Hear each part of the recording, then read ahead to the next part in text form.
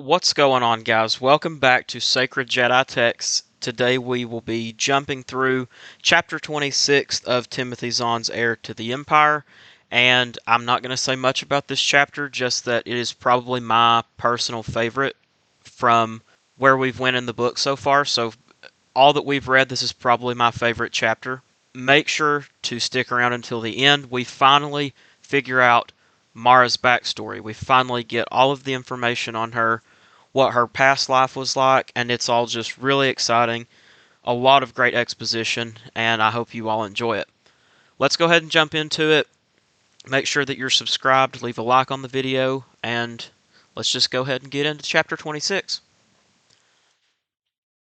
So chapter 26 starts out in Mara's point of view, and then it will switch over to Luke's in a little bit. She, Luke, and R2 are still in the forests of Myrkr, trying to make their way toward Hilliard City. They are surrounded by a bunch of vines and thick vegetation, and so Mara has to use Luke's lightsaber to cut a path through the vines so that they can walk through it. Suddenly, R2 squeals and a Vornsker appears. It's 3 trees away, but these things can jump really far. It lunges at Luke, who quickly dodges out of the way, and he's still, even though they've been walking and they're all tired and stuff, his reflexes are still just as good as they ever were. And Mara quickly grabs her blaster, points at it, kills it instantly. Luke tells Mara that he wishes she would give him his lightsaber back, and Mara asks if he is afraid that she will miss the Vornsker and hit him. She's kind of saying this in a very sarcastic, kind of, rude way. And Luke tells her that it's just that she hasn't slept in 2 days and that it's not good for her, and he's kind of worried about her. She then prods Luke to go ahead of her, and as she is walking behind him, she silently agrees with Luke. She is extremely tired, and she can feel it. She can feel her heart racing, her movement has become sluggish, she can feel the fatigue catching up with her. However, they keep moving forward and see a patch of sky ahead emerging from the trees. It's another one of those clearings that they can use to send R2's signal up into the sky, and send another message to Card. Luke sits down and Mara starts filling the balloon that they're going to send up. When she does get it sent up, she looks over and sees that Luke is asleep. She tells R2 that they need to get going, but R2 starts to beep again, telling her that they received a message back. R2 begins to play the message, but it's not Card on the other end. Instead, it is C-3PO who is sending them a message on behalf of Han and Card. 3PO begins by telling them of the stormtroopers that will be stationed at Hilliard City waiting for them to arrive. He then says that Han and Card think that it would be a good idea for Luke and Mara to switch, for Luke to be the one known as Jade and Mara be the prisoner that escaped, so that the Empire will firmly believe that it was only a common prisoner and not someone like Luke. The Empire has never seen Mara, they don't know about her, so Card is just saying, if Mara acts as the prisoner and Luke is this person named Jade, because the only thing they've told the Empire is that someone from their camp named Jade went out to look for the thief. Card and Han think that if they switch places it would just be very beneficial and that they could probably get away with it. Mara thinks to herself that this is a pretty good plan, but if Card thinks that she's going to give Luke her blaster and she will act as his prisoner, then Card is definitely mistaken. 3PO then says that Han and Card are trying to come up with a plan to intercept them before they reach the stormtroopers, but if they can't, then their plan is to just rescue them from the Empire instead, right after they get captured. The droid then says that there is a 1-minute time limit on the message that he's sending, so that he has to go, but he hopes that they can stay safe. Luke, who says he was just drifting in and out of sleep, says that it is a good plan, and Mara says that he can forget about executing it. Instead, they will travel around Hilliard City and enter in closer to the plains on the other side of the city, so that they hopefully won't run into the Empire and can get around the stormtroopers. However, as she's saying all this, Luke is asleep again, and it is getting dark, so Mara has to start making camp on her own for the night. All of a sudden, R2 screams again, and before Mara can react, she feels sharp pains digging into her back and she falls to the ground. As she is slipping out of consciousness, she wishes she had killed Luke when she had the chance. So the point of view is now switching over to Luke's for the rest of the chapter. He wakes up out of his sleep at the sound of R2's screams and sees a Vornsker land on Mara's back, pinning her to the ground and getting ready to sink its teeth into her. Not able to use the Force and not having his lightsaber, Luke does the only thing he knows to do. Cupping his hands, Luke lets out a bellowing screech, mimicking the Krayt Dragon from Tatooine, the same call that Ben Kenobi made to the Sand People in A New Hope. The creature looks at Luke, but it isn't scared off, so Luke screams again.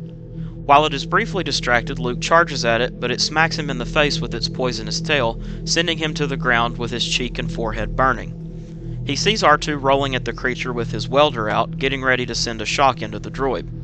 However, when R2 gets there and does just that, the shock really doesn't affect the Vornsker at all, and it instead breaks off R2's welder and continuously hits him over and over with its tail. Not knowing what to do, and with Mara still on the ground, Luke tells R2 to try and grab onto the Vornsker's tail. R2 is able to do this, but the Vornsker then breaks off R2's grabbing claw. However, it gives Luke just enough time to get to Mara and grab his lightsaber. He ignites it, makes a slash across its nose, and it jumps back. It then leaps at Luke, and with one motion, Luke cuts it in half. Behind him, Luke hears Mara dazedly say that it was about time, and Luke says that he didn't want to risk cutting her hands off, that he needed the Vornsker to be farther away before he could take a good swipe at it. She tells Luke to drop his lightsaber and points her blaster back at him, and he does so, but says that he and R2 just saved her life. She says that she will consider it repayment for letting him live. Mara then tells Luke to go sit down, but he asks if he can first check on R2. She says yes, so Luke looks him over, and even though he was banged up pretty badly and his welder and claw were snapped off, he's going to be okay. Mara then starts tending to her own wounds while commenting on how the Vornsker got Luke good too. Luke just stares at her, kind of puzzled and not being able to figure out what her reasonings are for hating him, and she looks up and sees him and asks what he wants. He says that he wants to know exactly what happened to her. So finally, what we've been waiting for all this time finally happens. Mara reveals everything to not only Luke, but obviously to us as the reader too. She starts by saying that she was at Jabba's when he came there looking for Han in Return of the Jedi. She was one of his dancers, but she wasn't actually a dancer. She was instead sent there by the Empire, and Luke can infer this because she's kind of questioning him, seeing how strong his Jedi senses are and how smart he really is. So she's like, well, what was I actually doing there? And because she's so good with a blaster and she has such honed skills and she can use a lightsaber, he thinks, well, she had to be sent there by the Empire. So Luke asks if Vader sent her to intercept him. And she scoffs, saying that Vader was a fool and that he was towing the line of treason anyway, which is why her master sent her there to kill Luke, knowing that Luke would come there. That's when Luke puts two and two together and realizes that her master was the Emperor. Mara confirms this. She tells Luke that the Emperor wanted him dead, and Luke says, no, that's not possible, you've got it wrong. The Emperor tried to recruit him when they met on the second Death Star.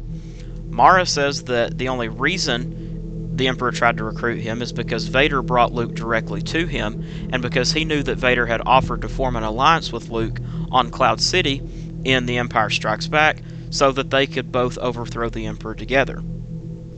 Mara then reveals that her official title was the Emperor's Hand, that she did all of his dirty work, the things that other Imperials and Stormtroopers couldn't handle.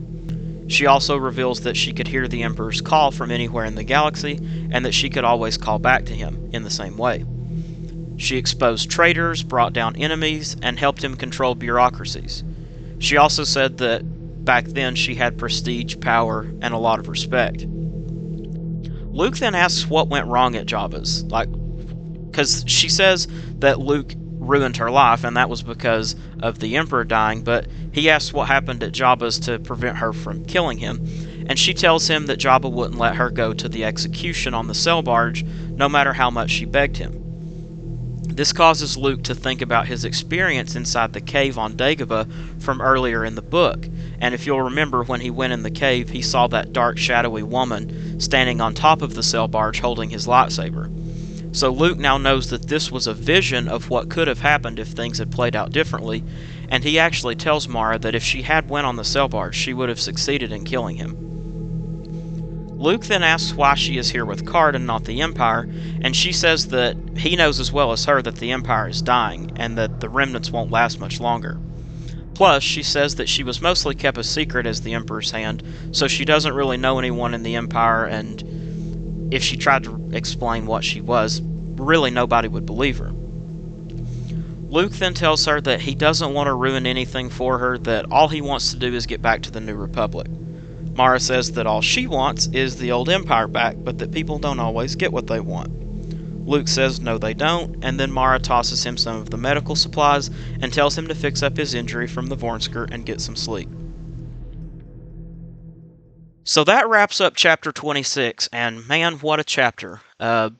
Timothy Zahn really cooked with this one. It's an action-packed chapter with all the Vornsker drama and stuff, but the real meat of this chapter and the real interesting bits is the exposition that Mara provides about her backstory. I mean, this has been building for the entirety of the book since we first met her. She's been this mysterious character, and we've gotten little bits and pieces of exposition, but nothing detailed.